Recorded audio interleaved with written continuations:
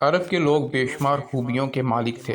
ان میں ایک خوبی ان کی وعدے پر پورا اترنا تھا کہ جب وہ وعدہ کرتے تو اس کی ضرور پورا کرتے، چاہے انہیں کوئی مالی نقصان برداشت کرنا پڑتا، بلکہ جان کی بازی بھی ہارنی پڑتی تو وہ اس کی بھی پرواہ نہ کرتے۔ طبی طور پر وہ جھوٹ سے نفرت اور جھوٹے کو حقیر اور ذلیل سمجھتے۔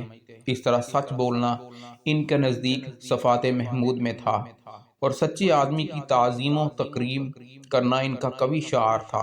اہل عرب کی تاریخ میں ہمیں بے شمار اس طرح کے واقعات ملتے ہیں جبکہ اہل عرب نے مال و جان کی قربانی دے کر بھی اپنے قول کی لاج رکھی اور اس کو اپنا فرض سمجھا۔ یہ چیز ان کے لیے باعث شرف خیال کی جاتی تھی کہ امام مرزوقی لکھتے ہیں کہ نبی کریم صلی اللہ علیہ وآلہ وسلم نے قبیلہ مضر کے لیے قحط سالی کی بد دعا کی۔ 7 سال گزر گئے، بارش کا ایک قطرہ بھی نہ ٹپکا، ہر طرف ویرانی ہی ویرانی پھیل گئی، گھاس خشک ہو گئی، درختوں کے پتے جڑ گئے، اکثر چشموں اور تالابوں میں پانی کی ایک بوند بھی باقی نہ رہی۔ ان حالات سے مجبور ہو کر ان کے سردار حاجب نے اپنی قوم کو جمع کیا کہ میں کسریٰ کے پاس جاتا ہوں اور اس سے اس کے ملک میں رہائش اختیار کرنے کی اجازت طلب کرتا ہوں تاکہ اس قحط کی تباہ کاریوں سے ہم اپنے آپ کو بچا سکیں۔ قوم نے اس تجویز کی تحسین کی، چنانچہ وہ کسریٰ کے پاس گیا اور اپنی تکالیف بیان کرنے کے بعد اسے اجازت طلب کی کہ جب تک بارش نہیں برستی اور قحط سالی کا خاتمہ نہیں ہوتا اس کی قوم کو اپنے ملک میں رہنے کی اجازت دے دے۔ کسریٰ نے کہا کہ تم اہل عرب کے فتنہ فساد خوگر ہو، قذاقی تمہارا مرغوب پیشہ ہے، اگر میں تمہیں اجازت دوں تو تم اپنی ان بری عادات کی وجہ سے میرے ملک و قوم کے امن و امان کو تہوالہ کر کے رکھ دو گے۔